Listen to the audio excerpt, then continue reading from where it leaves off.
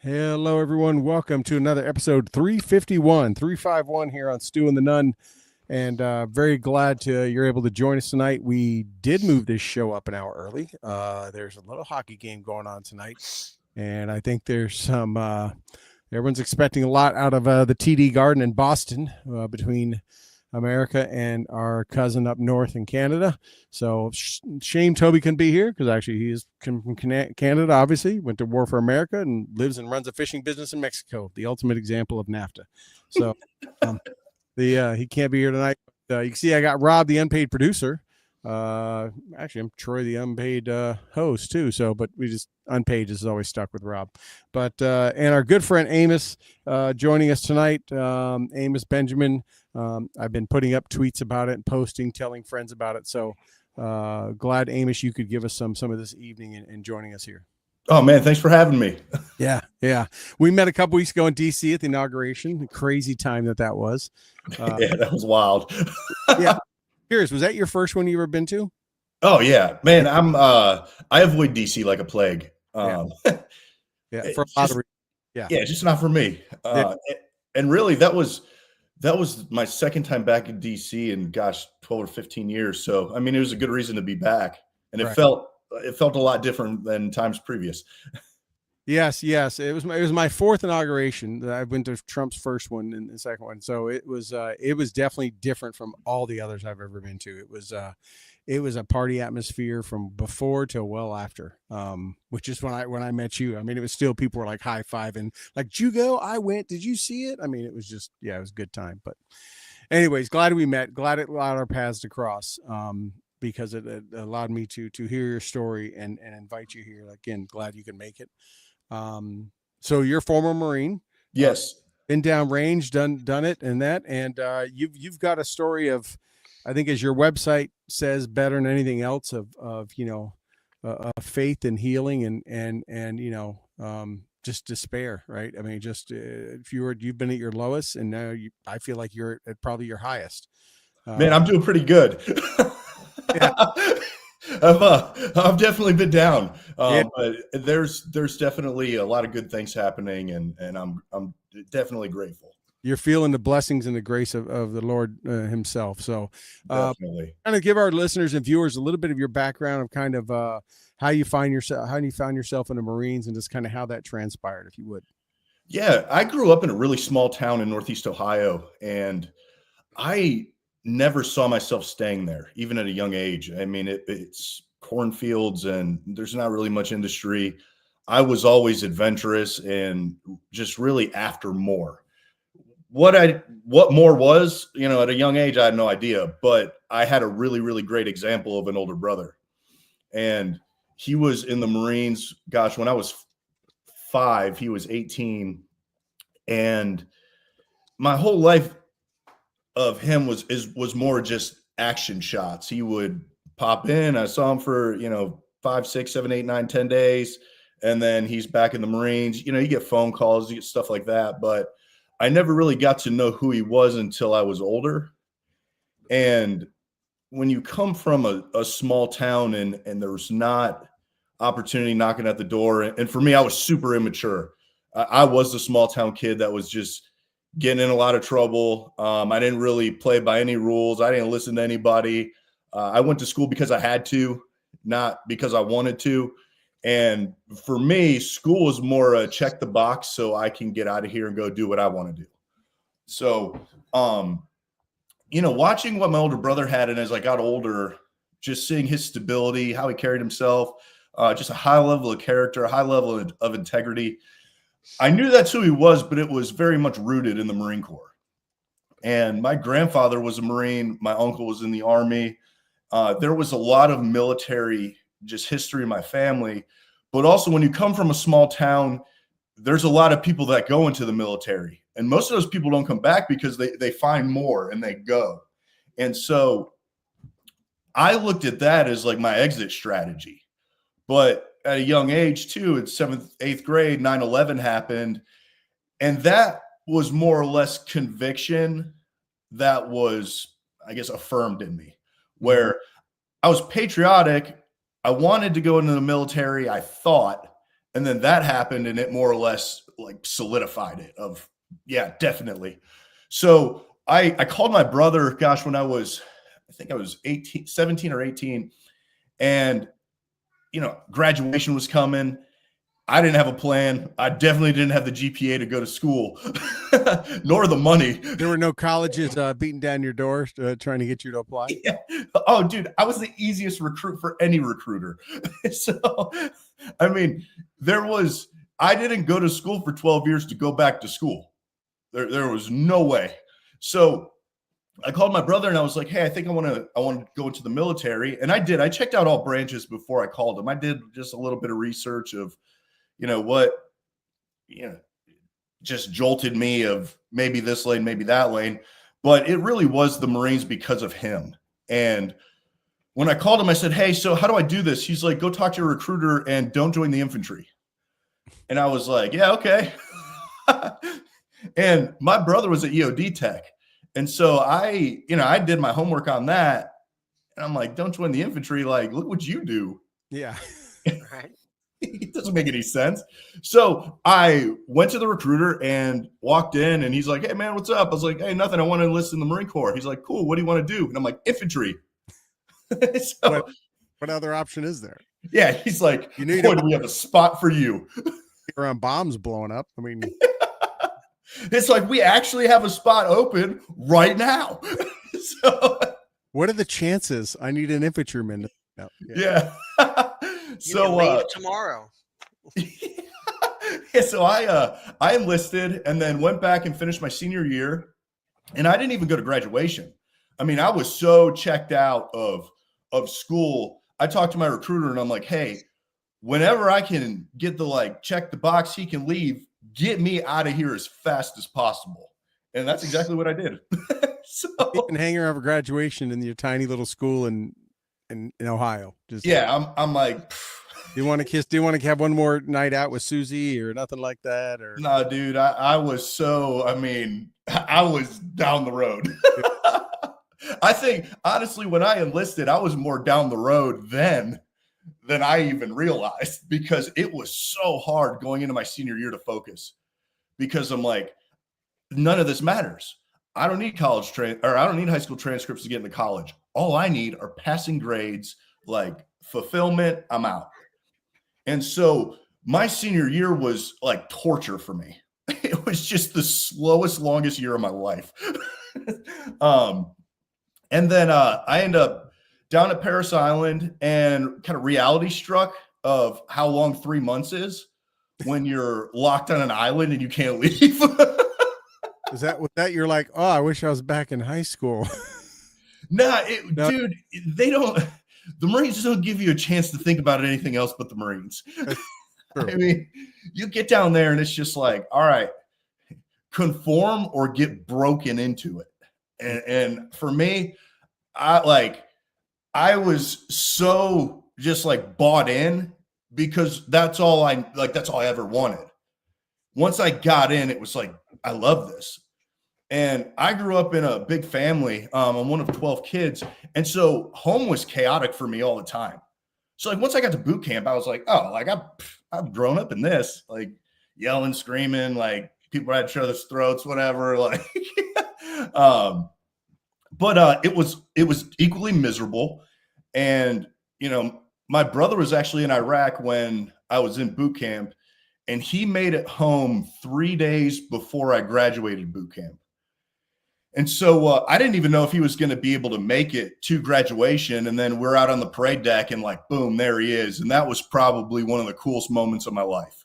I bet it was. Did he prep you at all before you went? Like, or just like, no, you need to experience it. You'll figure it out. Yeah. He was like, you'll be fine. And I'm like, yeah, okay.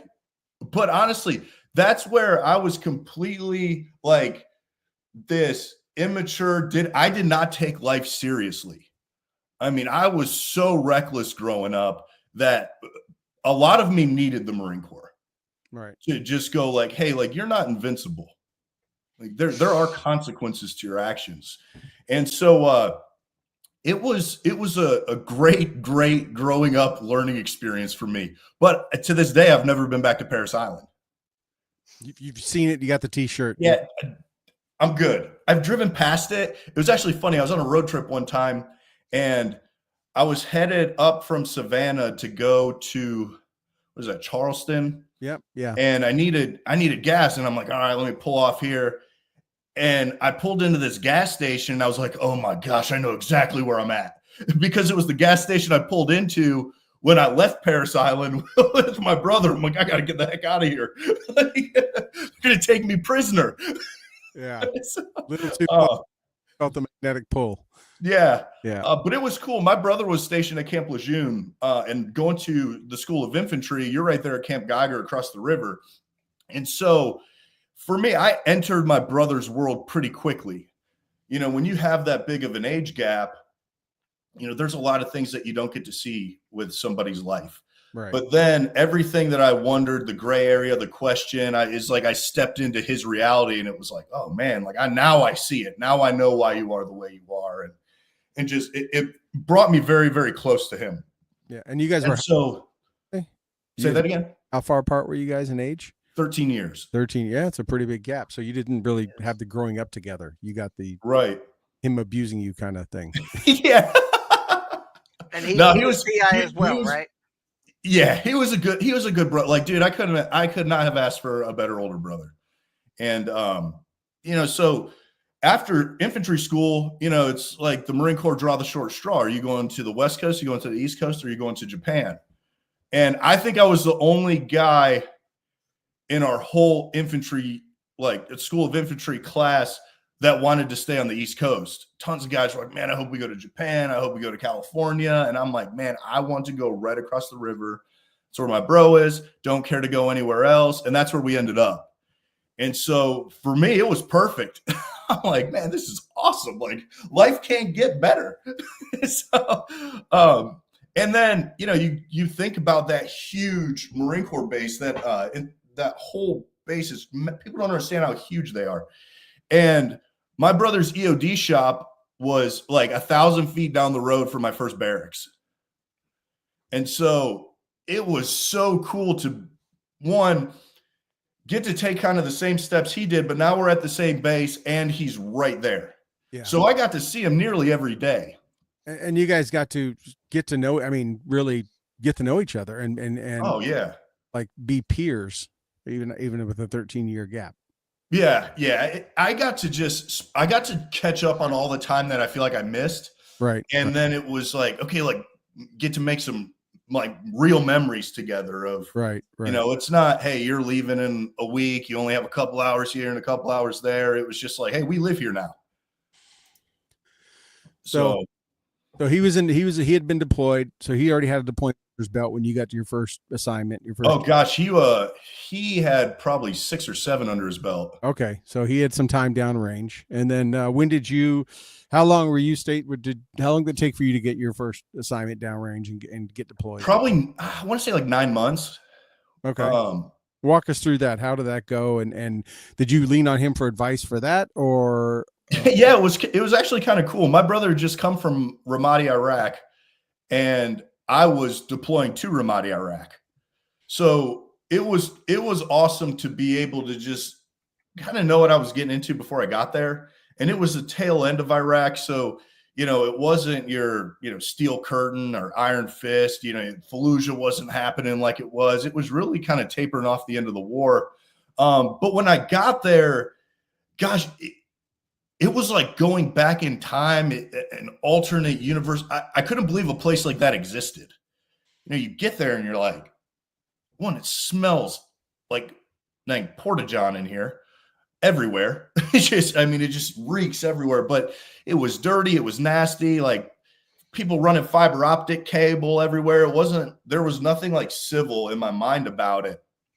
And so we didn't really have anything crazy happen. Like we had a V-bid crank off and stuff like that, which, when you see it on TV and then you are there and it happens, that stuff that you see when you're like 7th, 8th, 9th, 10th grade, when it's happening right in front of you, it changes you. And I don't really know how to explain that change other than you never look at life the same.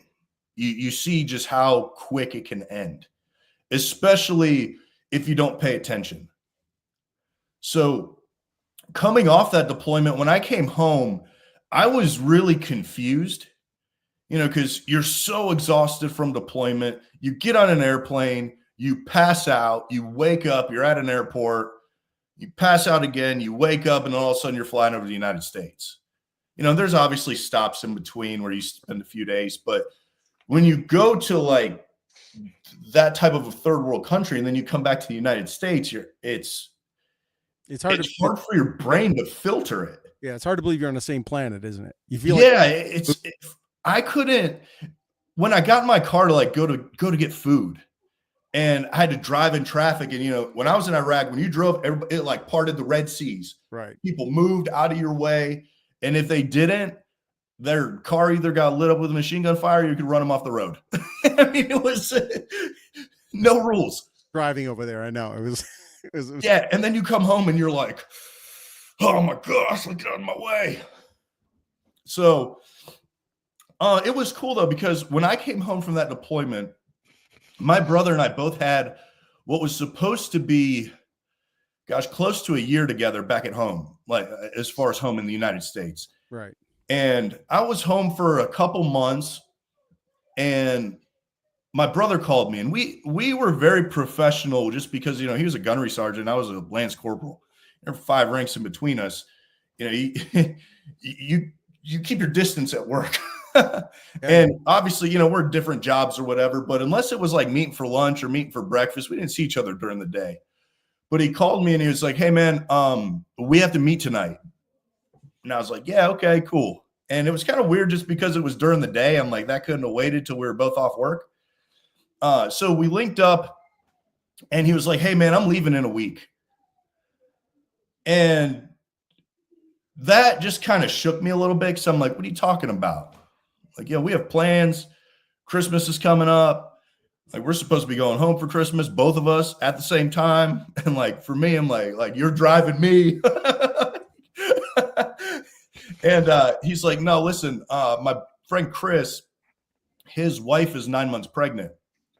And Chris's wife and my brother grew up together. Like toddlers. Mm-hmm. And so there was a lot of history there. And, Chris and my brother had served for, over 10 years together. And Chris met his wife through my brother. Right. Makes sense. And so I was like, well, what are you talking about? He's like, well, Chris's wife is 9 months pregnant. And if he leaves when he's supposed to, he'll miss the birth of his child. And I just don't want that to happen. And for me, being like the kind of selfish 20-year-old I was, it was very humbling, because that to me was, I mean, as clear of a picture as you could paint of selflessness. Yeah. Yeah. And Absolutely. I'm like, all right, so cool. When will you be back? He's like, well, I'll be back before Christmas, the whole nine. So that was kind of a relief for me, just to know, well, you're going, but you'll be back pretty soon. And we spent really every day together, and I spent every moment with him up until the point of he got in the bus and drove to the airport. And for me, I just kind of went back to work, but I was discouraged because I was looking forward to how much time we were going to spend together. We did have plans to do things, fishing trips and stuff like that. And so when he left, I'm like, well, what do I do with all this free time? I mean, I had friends and whatnot in my unit, but he was my focal point of like my valuable time. Right. I'm definitely going to allocate time to him. Right.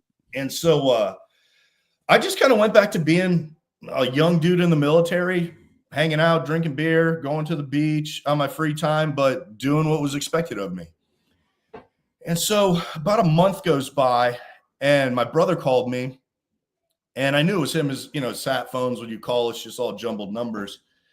And I was like, hey, man, what's up? And he sounded exhausted. I mean, just absolutely exhausted. And for the first time in my life, I viewed him as a human. I'd never seen him show weakness. And I'm just like, man, is there anything I could do for you? What do you need? And he's like, nothing. I need you to just keep everybody back home in the loop. I'm going to call you. You relay information. He's like, we are super busy. And, for an EOD tech that's super busy, that means they're removing a lot of things from the battlefield. Right. Right. And so I was just kind of like, yeah, okay. But when we got off the phone, it was just kind of like red flags up. I was a little bit more alert. I was a little bit more aware of, because this isn't Ramadi, Iraq. This is Helmand province, Afghanistan now. Right. It was something he'd never done before. So it sounds like it caught you off guard because of that. Yeah. Well, he had been to Afghanistan before, but I wasn't young enough to know. We didn't really talk about it because of the age gap. But he also knew I was preparing to go there. That was my next deployment, was to go to Helmand province. And so I just really started to pay attention. I started to pay attention to newspapers. I started to pay attention to the news and just what was going on over there, because I wanted to be aware. And we get off the phone, a few days goes by, and I was getting ready to cut loose for the weekend. And I just kind of had like a perfect day at work. It couldn't have been any better. And I'm like, long weekend, like, can't wait. This is going to be great. And my roommate and I, it was just one of those things like, hey, when we get cut loose, we're going to get out of this camouflage, freaking giddy up as fast as possible, board shorts, like we're headed to the beach. And we did. When they cut loose, especially in the infantry, if you don't disappear, you're going to end up doing something stupid. Like, you're going to end up unloading a truck. You're going to end up picking up cigarette butts. You're going to end up like pulling weeds out of the freaking sidewalks. Like, we got out of there as fast as possible. And right when I'm about to leave, one of the section leaders from my platoon came in and he's like, hey, put your camos back on. He's like, you got to go see the colonel. And I'm like, who? Like, you're not talking to me. And he's like, get dressed. You have to go see the colonel. And I didn't even for me, I didn't know what he even looked like. You know what I mean? I didn't pay attention to that. Yeah. Yeah. Like, I knew who the first sergeant was. I knew where CO was, like the colonel. And why do I have to go see him? The only time you go to see him is when you're in trouble. And I did everything I could to not get caught and not get in trouble. I like which one you said first, not get caught. Yeah.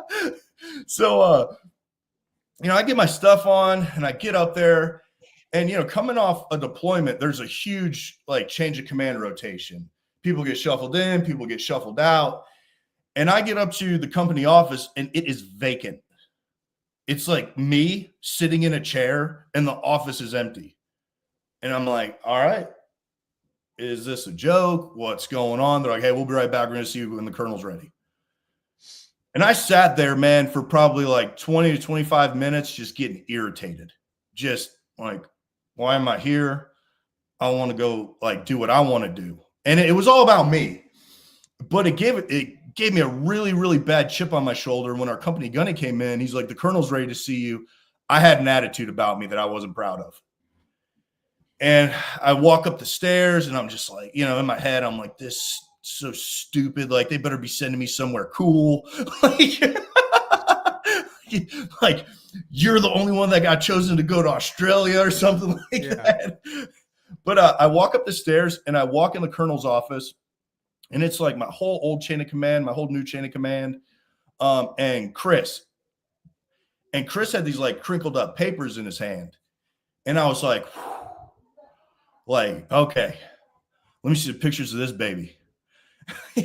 Like, how's your wife? How you doing? Like, my mind was like completely at ease. And it was just, I have kids. So I know how much like kids bring to your life, the joy it brings. Like, there's nothing like having your first one, and there's definitely nothing like having your second. And so, the whole tone and vibe just kind of shifted in the room. And Chris, like, just kind of approached me, and I didn't know what was going on. It just kind of like things just started to feel like almost like I was in a dream. I just started to feel just really, really screwed up. And Chris was like, hey, man, I didn't want you to hear this from anybody else, but your brother was killed this afternoon. And the papers he had in his hand were the post-blast report.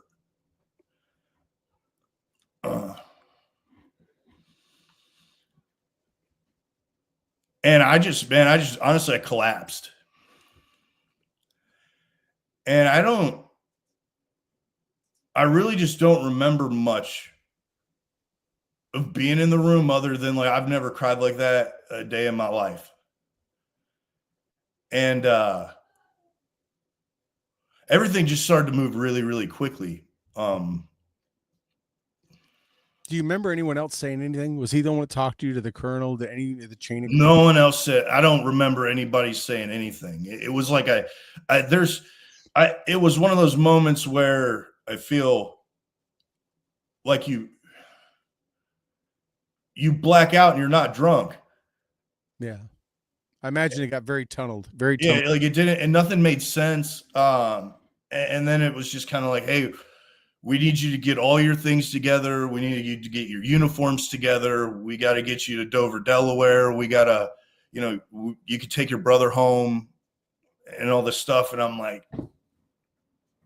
man, I'm 20 years old. I started downward spiral faster than you can even imagine. And nobody really knew what to say to me either. And I wish in that moment that people wouldn't have said stuff, because I didn't know what to do, how to feel. Like, I was thinking, like, where are my parents at? Like, do my parents know? Did I find out first? Like, I started to just, like, my mind was going berserk. And I get back to the barracks, grab all my stuff, and the next thing you know, like, I'm in Dover, Delaware, in a hotel by myself. It probably took a little bit, but I imagine it felt blitzing fast. It had, I was gone for a month from my unit because, August of 2009 was one of the most deadly months of the war at that point. And so my brother's request was to get buried at Arlington. Well, there was a waiting list.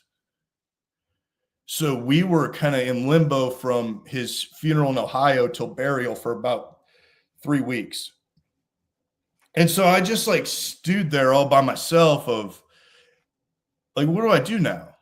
Yeah. I don't, and people see the patriotism of like the flags lining the streets. Everything's like patriotic. We love America. We're here to support. But like, no one sees like the brokenness of the family that has to pick up and keep going. And it was miserable. It was absolutely miserable. And then like, next thing you know, it's like, boom, we're at Arlington. And then boom, I'm back in the field at a field op. And I didn't even want to touch a gun at that point. Like I was I was really, really in a dark place, and I should have gotten help. But, especially in the military, I remember getting in the car. I mean, literally, I found out about my brother dying for 5 minutes. And the section leader that took me to the colonel's office was like, "You got to put this behind you. You got Marines to lead." And I was like, "My bro, I will break your neck." Yeah. Like, well, I can't feel. Right. I can't process. I can't do it. So, but at a young age, man, it screwed me up. And it still screwed me up to like this day of just like, is this not supposed to bother me? Like, is that part of the brainwashing? Is like, I'm just supposed to like, oh no, it doesn't matter who dies. You just check the box and you move on from it. And what about my family at home? Like, no. And there were times where I just wish people wouldn't have opened their mouth. Yep. Yep. And roll real quick to how it went up. Did you have to deliver that news to your family, or were they notified by No, they were notified at the exact same time that I was. Oh, okay. It is a very coordinated thing.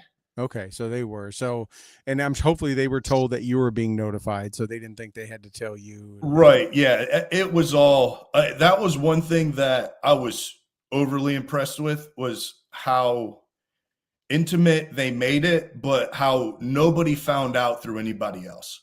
Yeah. Yeah. How was that at home when you went home? How was that with I mean, they have two sons, gone to the Marine Corps, all this kind of stuff.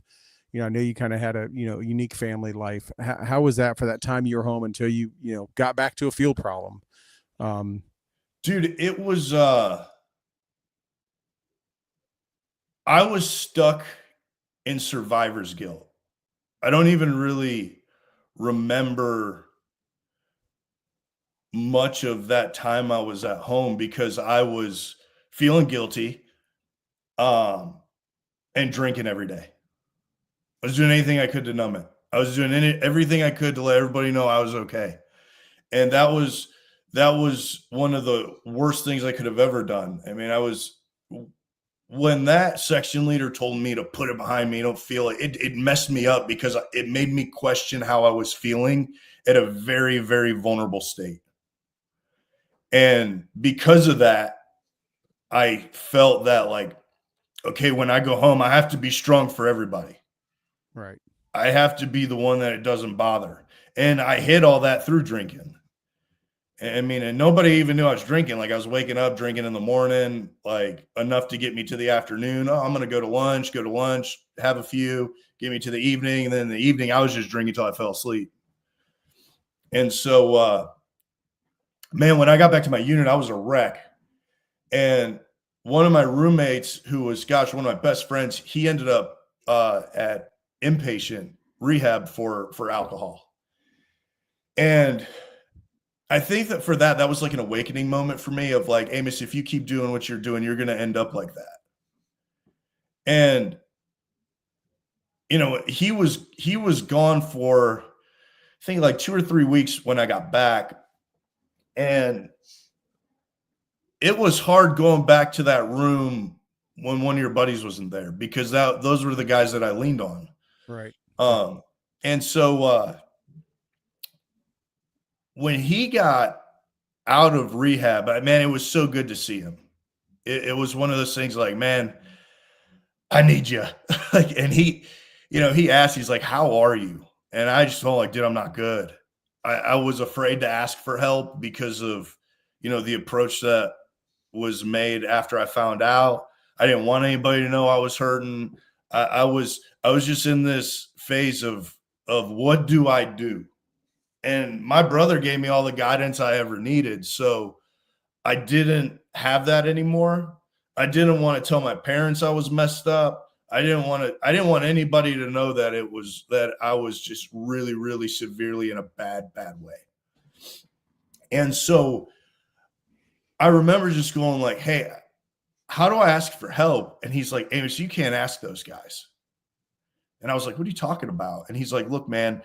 And, when you have a friend who's got alcohol issues and they come out of rehab, and they don't have the glaze in their eye anymore, and they don't have the bloodshot in their eye anymore, and you're speaking to the person that you knew years ago, that heart of that person is showing and just in full effect.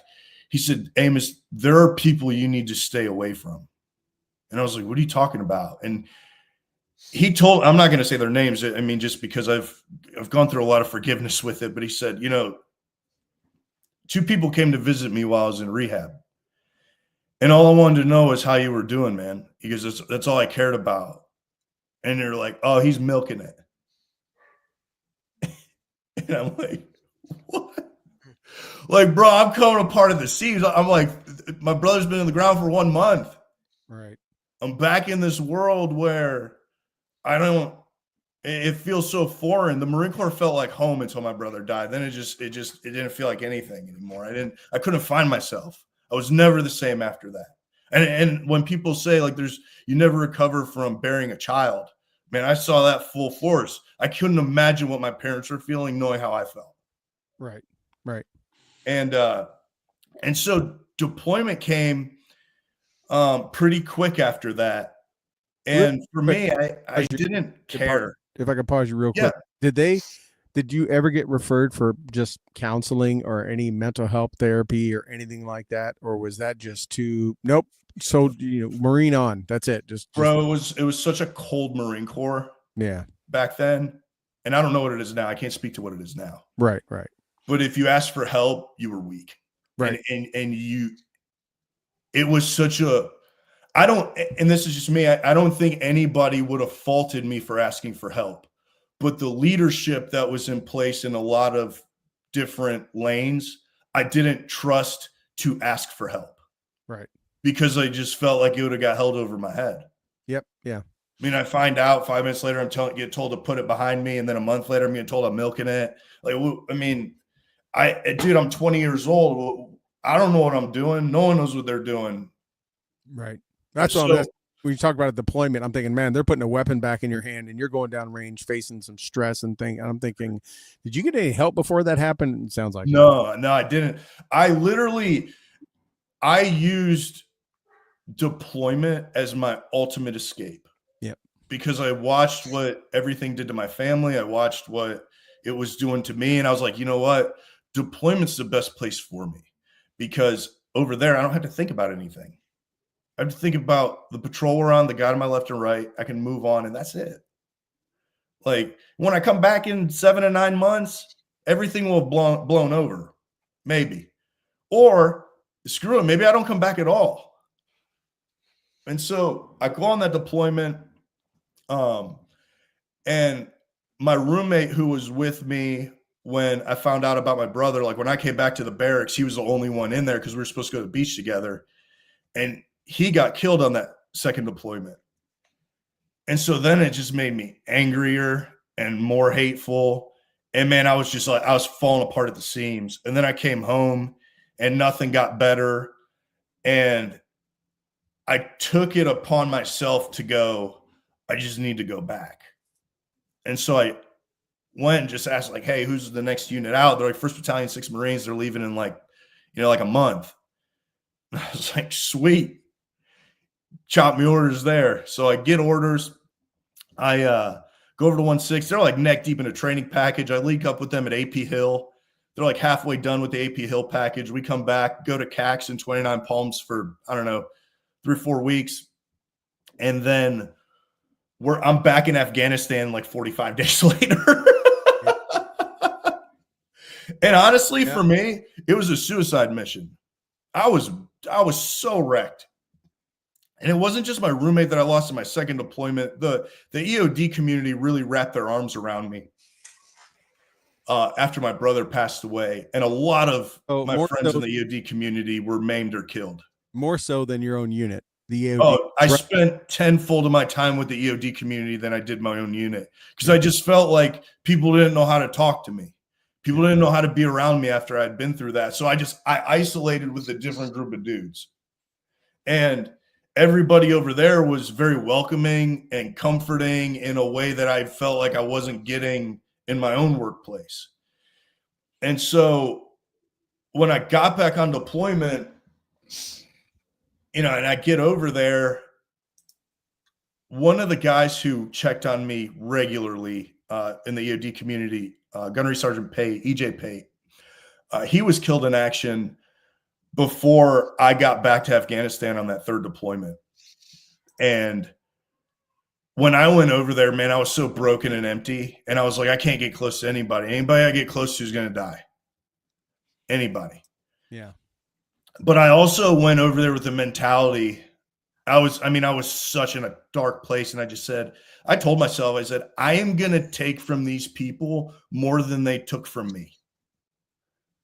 And I locked that up, put it in my heart. And I was like, I am going to take from these people more than they took from me. And when I got over there, it was just like the hate drove me. There was no compassion. I didn't care, man, woman, child. Like it did not. I saw them as objects. I mean, like a Dixie cup, man. Use it, throw it away. And I had a great team of guys. Some of them I still keep in touch with today. One is one of my best friends on planet Earth. And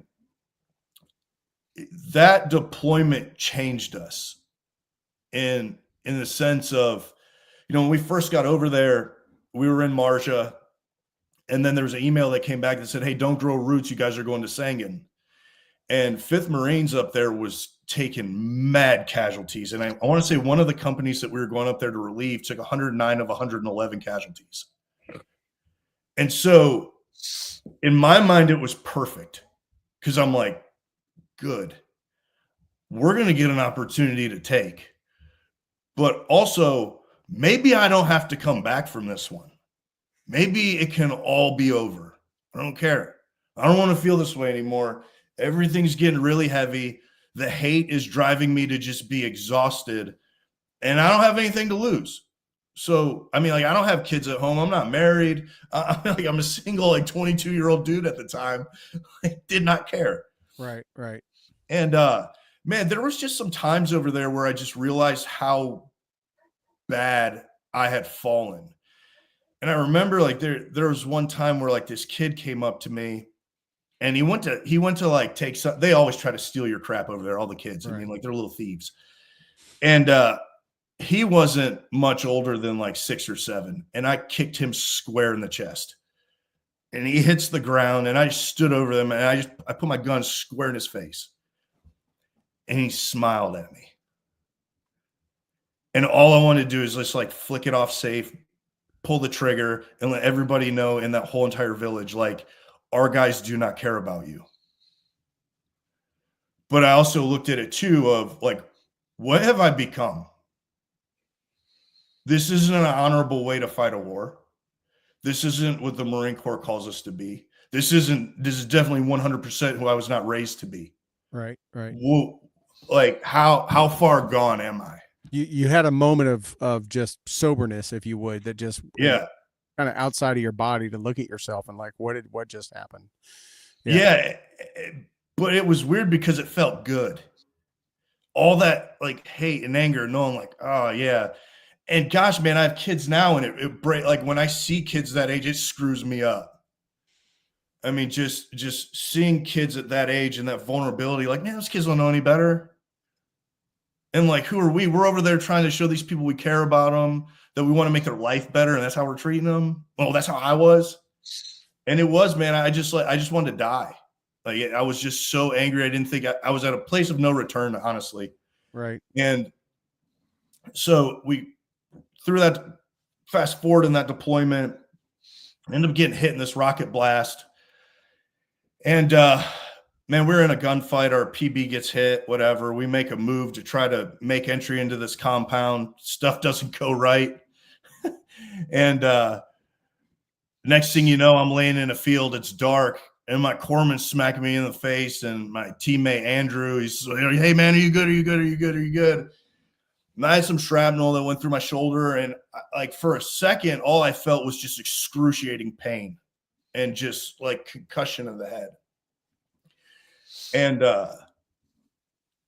I had a moment where all that pain, I felt nothing. And I was just kind of God, will you put me out of my misery already? Like, I don't want to be here anymore. Like, I thought that was it. And I had a hard time the rest of that deployment, like getting through. And then I got home and times got harder. And I couldn't taste, I couldn't smell, I had no appetite. I was deeply angry. And then next thing you know, they're like, hey, we're going to send you down to Florida for this hyperbaric treatment because your brain's, going berserk. We need to get this thing under control. So I'm like, yeah, sure. So I get down to Florida and the whole world just kind of stopped. I had no community, nobody that I knew. I was in a hotel room. I went from just high functioning, full throttle to screeching halt. And I'm sitting in a hotel room in Pensacola, Florida. All I have to do is go to brain treatment for 2 hours a day. And then I had 22 hours a day to do whatever I wanted. But now I had the effects of brain injury where chronic headaches, I couldn't sleep, all this stuff's going on. And I'm down in a beach town that I've never been in. And it's Cinco de Mayo. So you said you couldn't smell, you couldn't taste, you lost all this, and then they come to you and said, we're going to send you down here. What yeah, well, was so they did a scan of my head. Sorry, I missed that part. They did a scan of my head when we got back, and they were like, all right, dude, like you got some swelling going on. Half your frontal lobe is gone. You have some residual damage to the right side. You have trauma to the back of the brain. I was going through some pretty heavy neuro stuff. Okay. And I didn't know anything about it. I just took everybody's word for it. Like, yeah, sure. Send me to Florida, treatment, get that done. And then I'm going to come back and get in the fight again. You know what I mean? But I get down there, I'm in isolation, and everything that I had been bottling up started to come out of me at a rate I couldn't control. And I started to feel things that I hadn't felt in a long time. I started to process things that I had blocked out from, like my brother's funeral, deployments, just other things that I was dealing with in a deep internal dark place. And all I had was 22 hours a day and a bunch of money stacked up, a beach with a bar sitting on it.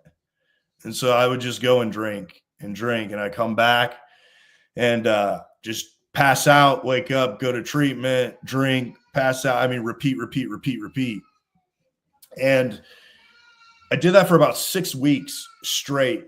And then I want to say it was Memorial Day. A friend of mine was like, he was down in brain treatment too. He's like, hey man, there's a interesting festival going on at the beach here. So we don't want to go down there, but we could go to my girlfriend's pool and we can grill. I was like, nah, I'm good. And he pried me out of my hotel room, but I ended up going anyway. And I ended up meeting a young lady there who's now my wife, but she was the first person I ever came around that I felt calm. And I felt just relief, just a little bit, enough to where I felt like there could be like some good there. So I finished treatment, get back to Camp Lejeune, and they're like, hey, you're not going back to a team. You're not going back to a unit. You're going to Wounded Warrior. You're going to get medically retired out, and that's it. I'm like, what are you talking about? Like, you can't, because of your brain, you can't do this anymore. So then I go patient status, start bottling everything up again. Next thing you know, gosh, it's months later and I'm out of the military. And I'm now in a world, like on the other side of the fence as a civilian going like, what do I do now? Yeah. And honestly, America felt more foreign to me than the foreign countries I fought in. So it was really, really uncomfortable. And I ended up, years of hard times, man. I went to the VA when I first checked out, but there was no neuro clinics yet. So like when I went to get neuro help, they're like, no, you can't, like, we can't see you because there's not neuro. If You want to go see neuro? It's a 5.5 hour drive to South Florida. And I'm like, holy smokes. Well, and I thought to myself, well, I'll go talk to a mental health provider. So I go see the psychologist, and I immediately knew that I was going to be kind of swimming against stream here. Because I go in, I sit down, and I was like, I'm just going to open up to somebody for the first time, literally in years. And so I open up a little bit, just like about trying to grieve my brother for the first time. And she looks at me and she goes, I know how you feel. And I was like, like, as you can see, my vein immediately came out of my head. But it was not, I was like, okay, relax, Amos, like breathe, like strike one. Don't do anything stupid or irrational. And she was like, look, she goes, you know, I don't think it's as bad as you're making it out to be in your head. And I was like, what are you talking about? That sounds like strike two right there. It was very quickly. And then she goes, you know, it's not like you're missing a leg or anything. And I was like, like tweaking out. And I just went to stand up, and she stood up. And so then I like felt like, okay, I felt like challenged in the moment. And she stepped in front of the door, and I was like, I promise you that's the last thing you want to do at this point. And she stepped out of the way, and I left, and I never went back. Because I'm like, there's no way like the warfighter can go talk to people, because there's an extreme lack of situational awareness or of understanding. Yeah, of empathy in the hospital that's supposed to help us. Right. And it discouraged me to the point where I was like, I never want to go back to that place again. And so I didn't. And, you know, I went through, 6-7 years of just emptiness, of trying to figure out who I was. I tried everything, man. I smoked more pot than you can even imagine, drank more booze than you can even imagine.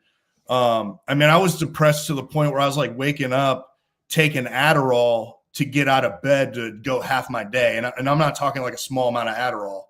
Like, and then I was taking Adderall again to get through the second half of my day. And I was just trying to do anything I could to just keep going. But the way I was going, it was going to kill me one way or another, because like you couldn't live life the way I was living and continue down that path and think that you're going to find good anywhere.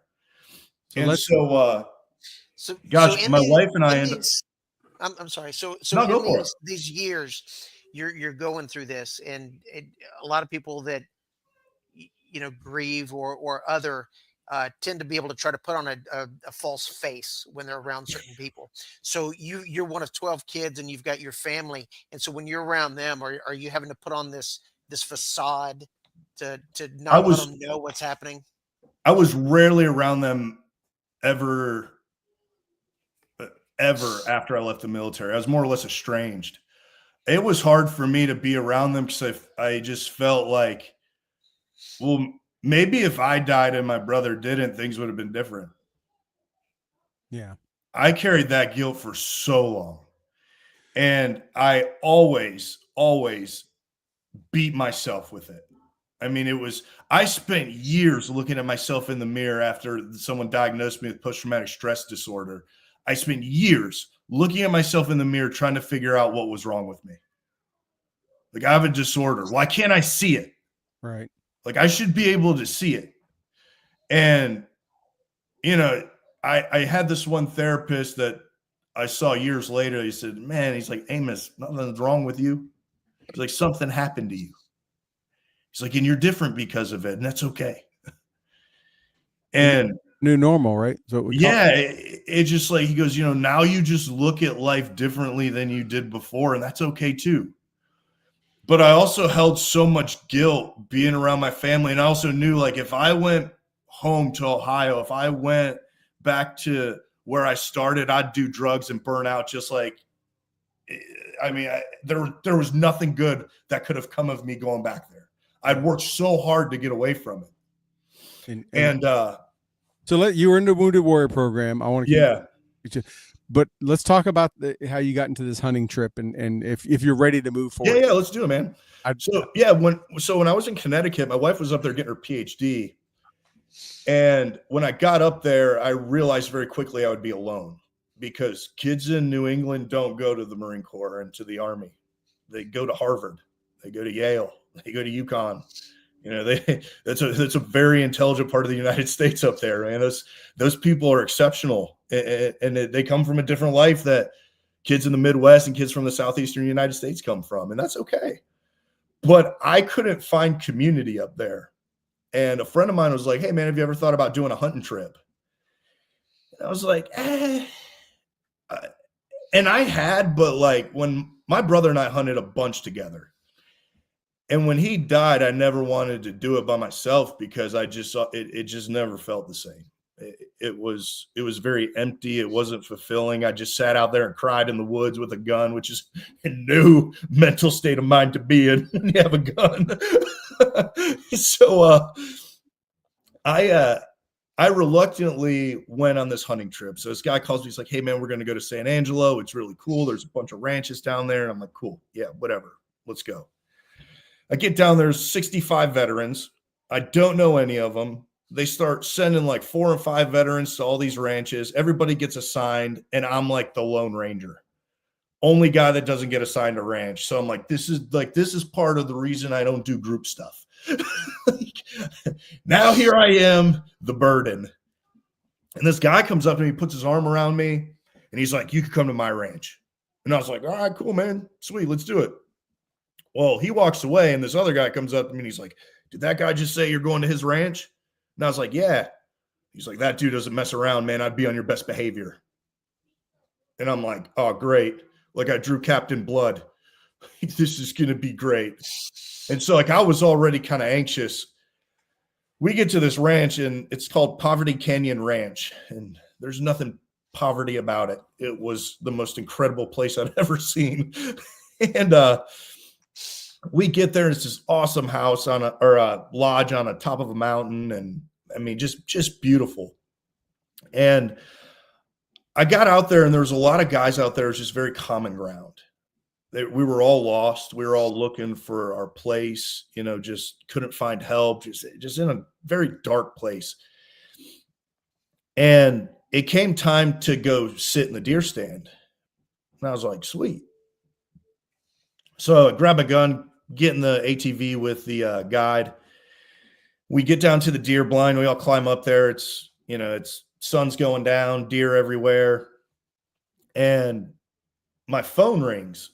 And I was like, and the guy looked at me. He's like, "Yo, bro, put that thing on vibrate." I was like, "Yeah, my bad." And I'll remind you, we're in Texas where like they hit a button, the corn shoots everywhere, and then like animals come out the woodwork. Like noise discipline didn't matter. So that's a very good point. Yeah. Yeah. So it's my sister. And like I said, like, man, I was estranged from my family. And she called and called and called, and he's like, "Man, just freaking answer it." So I'm like, "Great. What do I got to deal with now?" And I pick up the phone. I'm like, "Hey, what's up?" And I didn't recognize her voice. It had been that long. It'd been that long. Yeah. And she was like, "Hey, you need to come home." And I thought to myself, like, yeah, right. I'm finally like getting a little bit of relief. Like, no shot. Like, you can have it. I'm not coming home. And I was like, "What do you need?" And she was like, "Dad shot himself."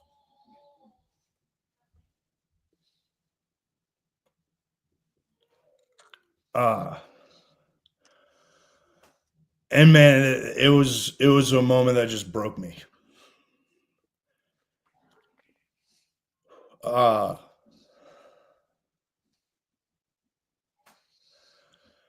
I had nothing left to give at that point. I mean, I did everything I could in the military and loved it. And that was gone. My brother's gone. My friends are gone. The land that I fought to protect feels more foreign than the land I fought in. I felt like I didn't have a place anywhere in society. I didn't have community. I had nothing, man. I just had nothing left to give. I was out of gas. I was sick of fighting for just feeling better. And I grew up in a Christian home, but I never invested in it. I didn't necessarily believe it. Just the way we lived life. I was like, I don't know how we can say we're believers, but we live this way. It doesn't make any sense. So I just never really believed it. And then you go to the Middle East where you meet kids and people who will die for their God. And their God is not your God. I mean, people that will literally kill you for their God. And I just thought about it. I'm like, man, would I die for mine? I don't know. And then I'm in that moment of just absolute brokenness. I mean, just broken in half. Sitting in the deer stand. Sitting in a deer stand with a gun.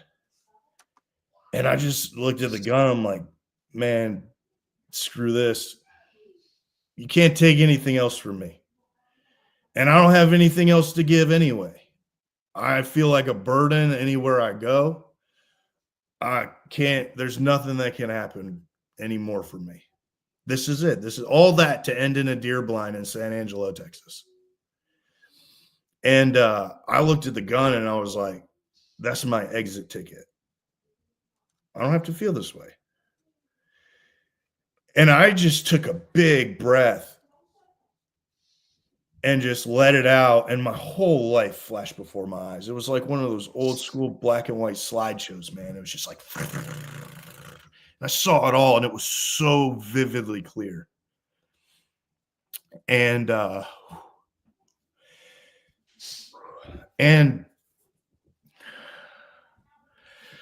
when my dad did it, it gave me an extremely ill confidence that I could do it too. When the person who brings you into this world takes himself out, it takes you to a darker place than you ever thought you could go to. And I grabbed the gun and I sat there and I just took a huge breath.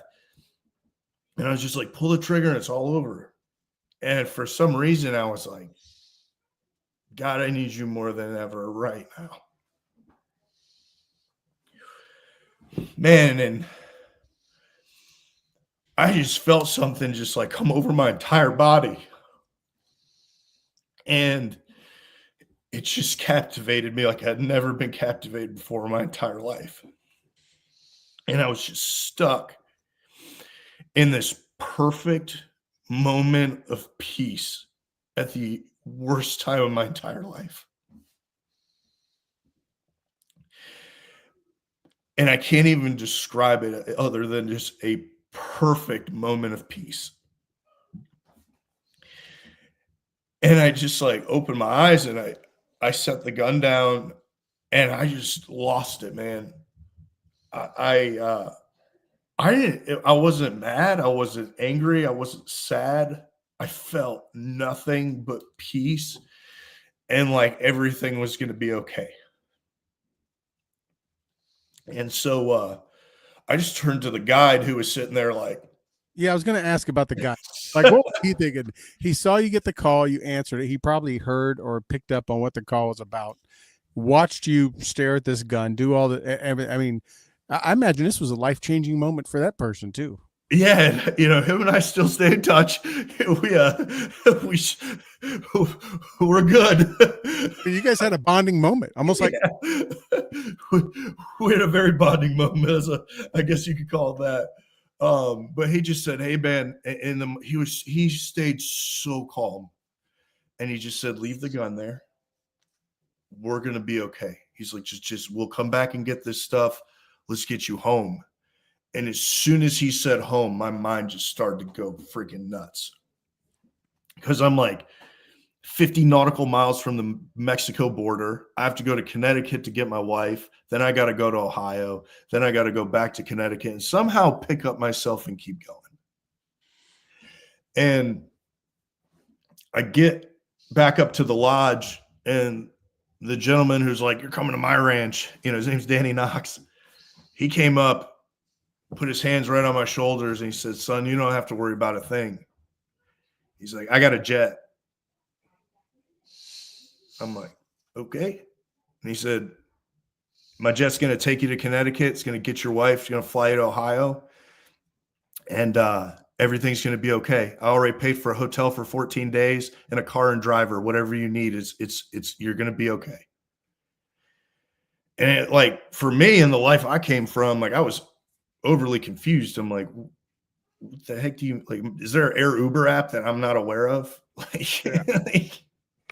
Here's my plane. And it happened just like he said. And I went home, went through the funeral process, got home, back to Connecticut. And man, I was just in a really bad place. And a friend of mine, he started just introducing me to people, "Hey man, I want to introduce you to somebody," who introduced me to another person, who introduced me to another person. Back up on that. How'd you leave Ohio? Because that's So I've heard this story. That's just as amazing too. So I was up in Ohio for 10 days. And when I left, I right before I left, I picked up the phone to call Danny. I just wanted to say, "Hey man, thank you for what you did for me. That helped beyond any sort of words that I could ever use. That helped me more than anything." Danny, he's like, what are you doing right now?" Yeah, the guy that owned the ranch, gave you the plane, did all that stuff, right? That was the guy you called. Yeah. And he's like, "What are you doing?" And I was like, "Well, I'm about to rent a car and go back to Connecticut." And he goes, "Oh, no. He's like, "My pilot's been in a hotel for 14 days. He's waiting to fly you back. My jet's been parked up there." And I'm like, "Yeah, okay."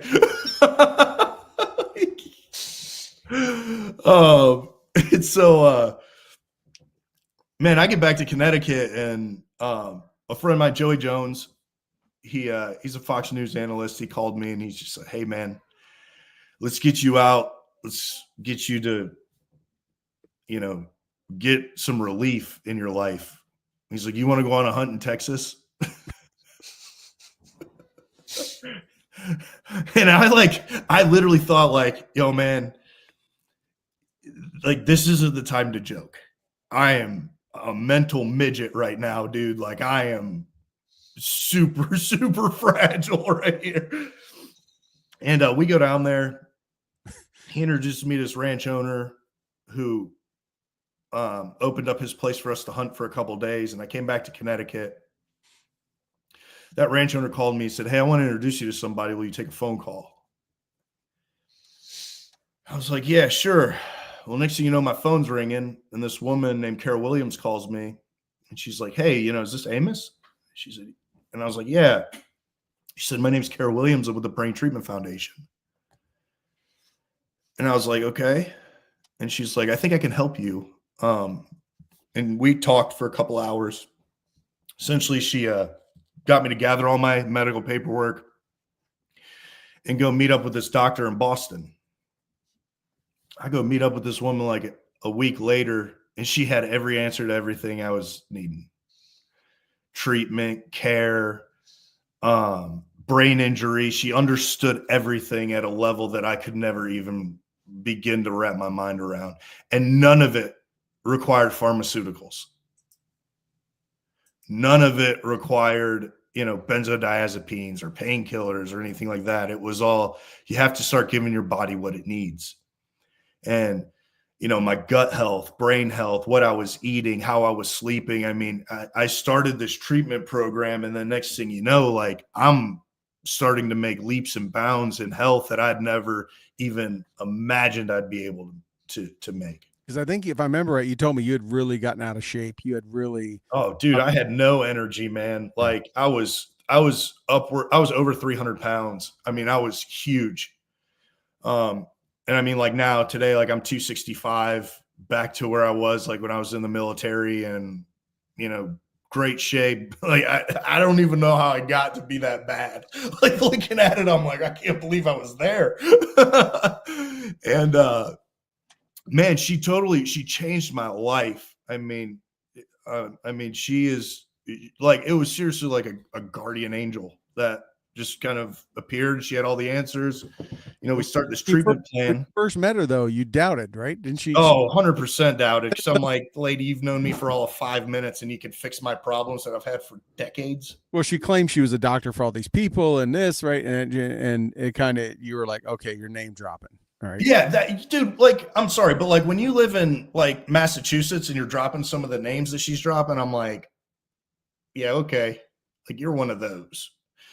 Like, Yeah. and out of respect for her, I'm not going to have any HIPAA violations on Yeah. the live thing. But Miss Sports people and people in the Massachusetts area, she claimed she was a she doctor. was more connected than anybody I'd ever met in my life. And, you know, through that time of getting well, I started to go to church. And I always went to church because my wife went to church. I was going to ask you how the impact of being in the deer stand, how that carried on. Did you walk away? Did that stick with you? Did that continue to foster in your heart? Dude, when you feel something like that, what I felt, and it didn't just like stick there and then I just went back to, like, I mean, it healed so many things inside of me. It made so many things go away. I was in a spiritually better place after that encounter with God. I mean, it was, if that wasn't God, I don't know what is. None of it made sense, but I mean, like, it shouldn't. You know, that Philippians, peace that surpasses all understanding, been there, done that. It's real. Like, and I dwelled on that, man, when I was going through just getting well again and working with that doctor and buying into her protocols. And I always went to church with my wife. I was never going to be like the husband that didn't go to church, or wife goes by herself. Like I went, I didn't pay attention. I didn't listen. I was just physically present. And I had a moment, you know, we're in the kitchen on a Saturday night and we're, you know, just cooking dinner together. And I was, man, for the first time in a long time, like I was happy. I had hope again. I just like knew things were going to start getting better. And my wife was like, "Hey, do you want to go to church tomorrow?" And I was like, "Yeah." Oh, like, I didn't think about that. I just said it. She's like, "Early service or late service?" And I'm like, "Early." Like, oh, what's that? Where's this coming from? Yeah. And I was just like, oh. I was like, well, I guess I'm going to church tomorrow, kind of thing. But man, driving to church that morning, I just felt very calm and relaxed. Just felt very peaceful. And I remember like looking over my wife and she was just happy, man. It was a moment I can still remember so vividly clear to this day. And walking into church that day, I just felt convicted. And convicted in a way of like, Amos, you got to let some of this go. Cause it was so heavy. I was getting wins, but I was still carrying this burden with me everywhere I went. I would just like, and it got to just be so heavy. And that morning walking through those doors, I just felt like conviction of like, Amos, you got to let it go. And, you know, always like kept my head down, like walked past people. Like church always made me uncomfortable because how happy people were. Like, how do you guys live that way? You spend over a decade miserable, man. Like you look at happy people, you're like, nah. So got my seat in the back corner like I always do. And package can be, yep. Yeah, like, okay, this is the dark corner. I'm going to sit back here. Someone will probably sit on my lap, not seeing me because, it's just that dark back in that place. And ours was in like this old, like, because, New England is the least church region in the United States. So like the church that we were going to was like inside this like music hall. Like, and the night before they probably had a rock concert in there or something. I don't know. And I sat there and I just, man, as the pastor started to deliver the message, I just really honed in because I was tired. I was so tired. And I didn't know what to do anymore. I didn't know how much longer I was going to be able to carry it. I was battling with like feeling peacefulness again and trying not to get angry. And I was just really in a sensitive area of I could go left or I can go right. And so I sat there and I'm like, okay, I'm going to listen. I'm going to listen to what this guy's saying. And he's talking about casting your anxieties on God and how his yoke is always strong enough. And I mean, just, it spoke so deeply and profound to me that I just found myself very like emotionally vulnerable. And he said, like, as he wrapped up the sermon, he was like, if you're one of those people that walks through these doors every Sunday, wondering who you are, wondering if you have a place in this world, wondering what God made you to be, he's like, why don't you look up the meaning of your name? The meaning of your name will tell you a lot about who you are. God put your name in your parents' head long before you breathed air. And you're fearfully and wonderfully made. You're made in the image of God. And I was like, that's interesting. But man, you talk about conviction just stinging me, dude. And so I pulled out my phone right there in church and I was like, Amos, biblical meaning. And it popped up and it said, able to carry. And bro, I turned into the dude at church I never wanted to be. I'd lost it. I mean, I shed 10 years of tears, man. I had snot running. I had an absolute come apart. But I felt everything just go away in that moment. Like God just took it off me and said, like, man, it's mine now. Let me carry it. And it was a moment that changed me 100%. Like to go like, okay, God, I see you. I hear you. I feel you. I mean, it was, man, it changed everything about the direction I was going and the life I was going to live. And, just learning to trust God, trust in the Lord with all your heart. Seek me and you will find me. But you have to seek me with your heart. Everything I did was with my mind.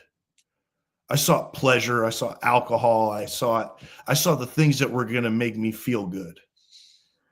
I never, you talk about physical, mental, emotional healing. Well, what about spiritual? Because that's the most important part. I've read tons of self-help books, but guess what? If I could help myself, those books would have worked. But it wasn't for me to help myself. I had to humble myself before the Father in heaven and say, like, hey, you walked me through all of this. Now, what do I do with it?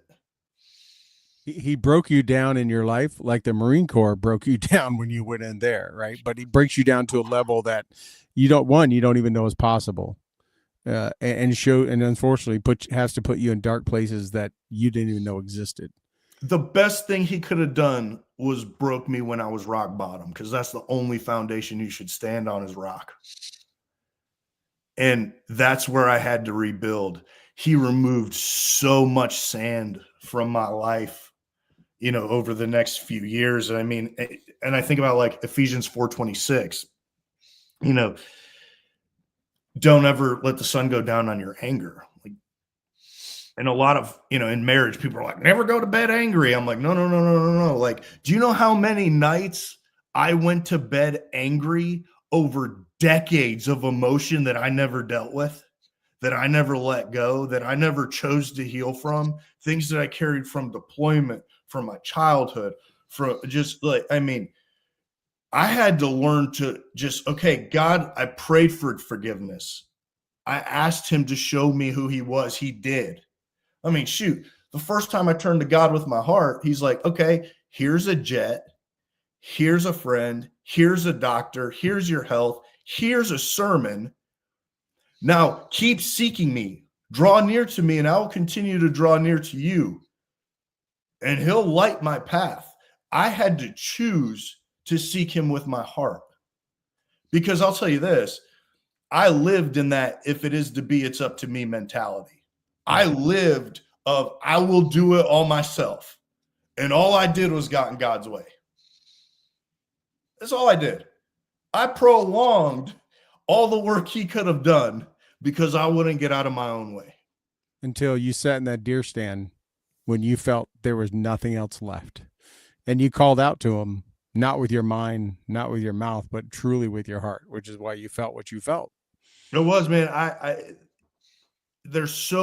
look back my whole life, all I did was sought God with my mind because I didn't understand. I didn't know who he was. And I tell you what, man, I lived for the earth. And there's so many of my friends, there's so many people I meet, travel the country. And they're like, what changed? And I'm like, God. Because I'll tell you what, you're not going to find it in the bottom of a bottle. You're not going to find it in a dispensary. You're not going to find it in a syringe. You're not going to find it on Pornhub. You're not going to find it anywhere but in the freaking Bible, on your knees, and in a church. And there's nothing that he can't heal. There's so many people live in that fear, the fear of what has already been. But who are you now and who are you going to become? Because there is no man that could ever take from you what the will of God has in store for you. Yeah. And I spent a life of not living right until I sought God the correct way and came to know him. And now my only goal in life is to, when I meet him at the pearly gates, he says, well done, my good and faithful servant. Because if he doesn't say that, it doesn't matter what I achieve. I could have all the money, all the houses, all the cars, all the friends, all the everything. I could accomplish the best things ever in this life. But if I die without him, it was all for nothing. Yeah. Yeah. And, which explains why at the start of this, we've been going for a while, and sorry for keeping you so long, but explains why at the start of this, you were like, yeah, don't really need to stop at, I don't go to DC a lot. I don't need to, have a whole bunch, go by and see the Marine bases. I don't need to go do that kind of stuff because, I mean, all that, for as good as it was, right, it also fed into a lot of that darkness, right? That secular stuff, that the darkness, and you had to get out of that. I mean, to think about, you were at that moment in that deer stand that, with that poor gunning guide next to you, that you could have literally flipped that thing off a safe and been done and never felt it again, which sadly so many people do. But something in you, kind of like when you were in Afghanistan standing over that kid, you had a moment, and it goes back to, I believe, in how you were raised, where you stepped out and looked at yourself and said, wow, that is not me. You had that moment right there. Rather than flip that safety switch, you called out one more time from your heart. And it was like God just said, okay, now I got you. Now you're ready. It's I tell you what, it's I appreciate my service. I love that I served our country, but I serve our Father in heaven now. Yeah. And it's, that's what I'm focused on. And I stayed stuck in thinking that I didn't get to do the things that I actually set out to do. But guess what? God didn't want it that way. He's sovereign. There's a reason he pulled me out of it. There's a reason I made the mistakes I made and that I learned from them. And there's a lot in my life where I look back and go, it was all for something. And that something is him, for his glory, to show you can change, you can heal. Man, I didn't ask for a brother to be freaking killed at war, a father to commit suicide, me to almost take my own life, lose friends overseas, like shoot, lose buddies to suicide post-service. But the only thing that brought me peace is God. And I had to humble myself. So many people will try everything else, but they won't give God a shot. And I don't understand it. So let me ask you this, as we wrap here. Yeah. Did the relationship with the family heal, get better after? Did your father's taking his life fracture it even more? Were you able to find peace, and have you been able to? Did that rebuild itself? I'm still working on it. Okay, we didn't get we didn't get a chance, and I was just wondering how that. No, man. It's no. When that happened, it didn't help a situation. I can imagine. But the power of prayer is real, and I pray for my family every single day, man. It's for me, all I can be is who God called me to be, and be somebody who prays for my family, who prays for my friends, who prays for my enemies. It doesn't, and God is going to do the work that he's going to do in them. I can't. Right. All I can do is be who he called me to be. And I hope that in being that person that he called me to be, it helps mend the relationships that need mended. Yeah. Yeah. So now here you are, you got the website, Amos. What are you doing now? What are you up to? And are you still doing hunting trips? Yeah, man. I do a lot of things. I have 2 kids though, under 3. I got a 10-month-old and a 2.5-year-old, so I'm in it. But having kids was one of the best things I ever did. It healed a lot of deep wounds that I didn't think could heal. Having kids taught me how to be a husband, how to be a man, how to be a father, how to lead. You know, and I've learned through having kids that, you know, being a good leader is measured by the heart of the follower. And so I just pay attention, and I'm intentional about being an example, you know, being kind, softening up. Have a daughter. It'll soften you up in ways you didn't think you could. But it's, man, I'm being dad. I wrote a book. It comes out in August. Doesn't have a title yet, but I'm getting there. I'm still praying about it, because I'll tell you this. I never in a million years thought I'd write a book. But it grew legs, and here we are. Not that kid from Ohio who was running away from colleges and was like, nope, I don't need to worry about taking SATs and all that stuff. I'm going to the Marines. Yeah. And I help out. So if you go to like campnb.org, it's Camp New Beginnings. It's a camp that I help out down in Boerne, Texas. And we do a lot of work with foster kids and veterans and different stuff about just bringing people to God. And man, it's just been a vessel for Christ. That's all it is. And being able to contribute to that is great. I do help out with a nonprofit that takes veterans on hunting and fishing trips called Field of Dreams. They're out of Sacramento, California. I do my speaking stuff. I travel and just try to help people I try to use the bad that happened to me and weaponize it for good, and show people that a lot of bad stuff is going to happen, but you can find good in it. And just being a voice of encouragement for people who are struggling, because I've been there, man, and it is a lonely, empty place to be. And sometimes all we need to know is there's somebody out there that's been through it and they're doing well now. They're happy again. And that can give somebody enough to go, if you can do it, so can I. Right. This is somewhat in jest, but somewhat not. Having raised 3 girls, your toughest challenge is ahead of you. Oh, dude, I don't doubt that one bit. Girls are easy when that's why I wear this, man. As they get to the teenage years, it's like living with a cat. They want nothing to do with you. unless it's food, money, or to go somewhere. Well, I raised all boys, and now I have a granddaughter, so that will soften you too. And I mean, when she gets a little bit older, if she wants to do makeup time or tea time, I'm sure I'll find myself right there, because we've never had a girl, and she has been getting spoiled from since day one. So yeah, I I'm can. glad So we live in the digital age so we can see pictures of that. yeah, so when you're an old curmudgeon with gray hair, you're gonna find yourself just being a big old softy too, and having a tea party, I'm sure. So. But man, that was I mean, Amos, we covered a lot, and we get almost an hour and a half. Yeah, I was trying to watch the time, man, but I'm a little long-winded, so No, my apologies. a lot to the story. I mean, I had to bring you back because you skipped over some things I want to make sure you highlighted, because Yeah, it's just, and there was I try to be respectful of people's time. tune back in. This is recorded. They can go back and we'll come back and watch it anytime. But is there anything else that you'd like to just tell our listeners and viewers before we wrap up? Just anything you want to let them know, or any parting words, or any Man, can I just pray for us? Yeah, absolutely. Yeah. Heck yeah, man. You did that with us in DC. You and a couple other people did. Heck yeah. Man, Father, thank you for today, and just, man, the opportunity to come together in this digital world that we have, but come together for you. You never bring two together for the benefit of one unless it's for you. And Father, just for everybody out there healing, to know that you can give them the same peace that you gave me and that you've given many others, just the peace that surpasses all understanding.